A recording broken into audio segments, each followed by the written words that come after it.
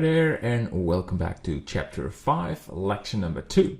So in the previous video we added the terrain plane, the water plane, we organized the collection, and we have a background image. To see it, you go to the top view and go to wireframe, and there it is. So what we will do in this lecture is deform the landscape. So we have a nice setup for the viewport, and when we've finished that, we can focus on the building modeling. But I like to start with just the rough shapes of the terrain. So let's get started. So this is the camera view. Go to solid.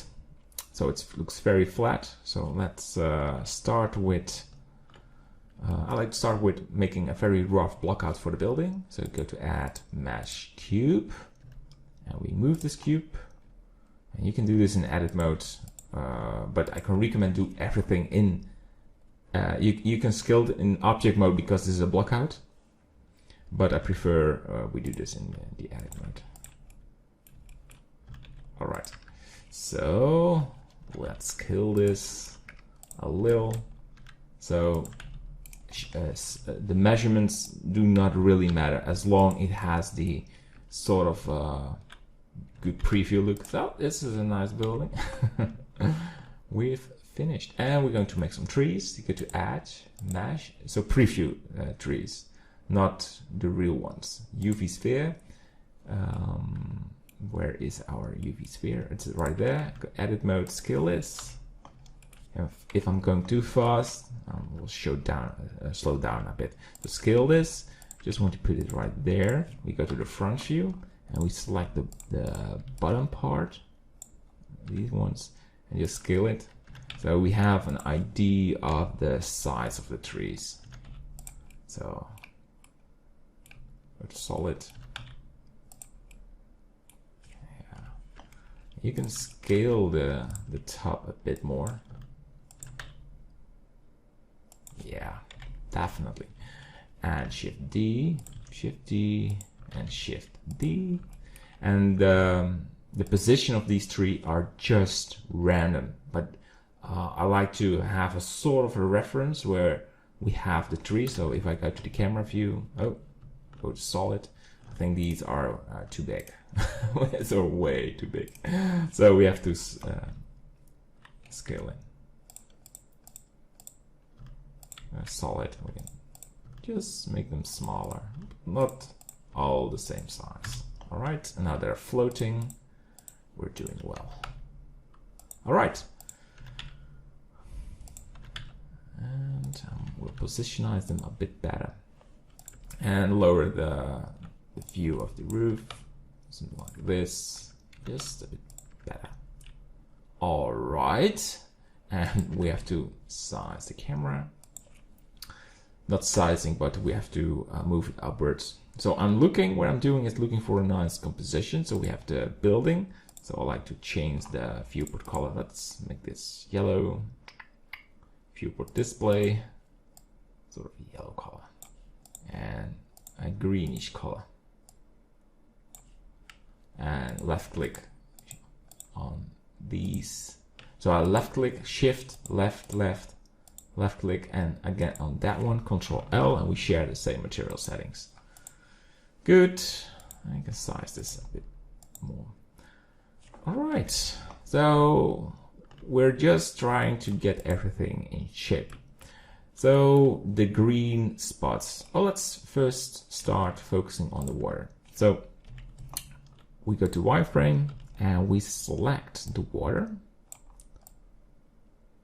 Try to have some space on the ends, because we're going to scale it down and it will move these vertices anyway. Go to solid, press go to proportional editing, enable it, press G, Z, and just a bit more. We want to have a sort of a small lake, and I want to lower this water plane, and left click on the terrain, and I want to have smooth shading. Shade smooth. It's close. All right. So I think we can have some more water.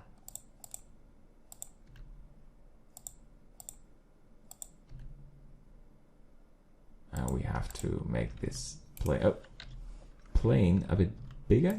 Control L. Go to the wireframe so we can see it. So we have some space to add it in the viewport. Proportional editing. All right, so now we're going to make these little hills. So we have this area and wireframe solid, and I think it should be right there. So I'm using the camera as a good reference, so my background shouldn't be leading, but it shows me a little bit where to put the hills. So I want some terrain. It's not displacement, but I want to have some variation in the foreground. Same as here, right there. Should be nice. So I want to have this area, I keep this empty for the pad. And we go to wireframe, and we can see there is some space for. Let's move the background image a bit more on top. So if we select the terrain, let's solid view. All right.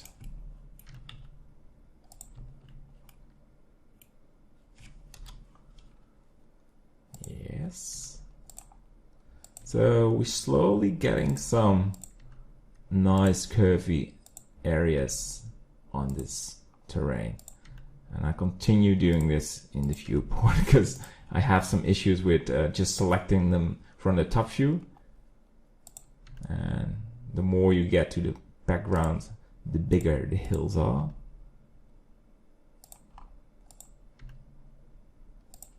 We don't go too wild with making this, just very slightly hills. So when we're going to add the grass, it will add some very nice depth on the terrain. This area can be changed a little bit. Good. So we have this farmhouse, the trees, and the water. And I'm thinking about changing this a bit more because I like to have water till the end. Yeah, this is exactly what I want.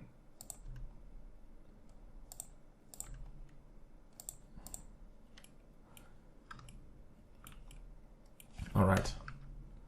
So, and there should be some ground right there. So there is water on the left and the right side, but this water should be visible. Turn this down. All right. So it's no longer a flat landscape, and that's what I like to achieve in this lecture. So I'm playing with the position of the camera all the time, shift title to find a nice spot. And I think we will use this position. All right, so I feel good how we have it right now. The next thing where we will focus on is starting with the building design. And when we finish that, we will import this on the terrain and start adding the grass, the trees, and yeah, making a good looking environment scene.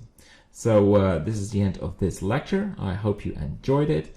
If you have problems with the terrain editing, I can recommend to feel free and try to make the version you like. It is very hard to copy this exactly, but what I'm showing is just a sort of a reference how you can edit. So editing from the viewport, and that you have the top reference, and you can select certain areas you like. But as you have probably seen, when I select some areas from the top view, it doesn't really make sense when you go back to the camera and it's the wrong spot. So, but sometimes that really works out. And it's the same for the water. I made a preview for where we want water, but in the end we just we make some adjustments to get a good look. All right, so this is the end, and see you in lecture 3. Bye bye.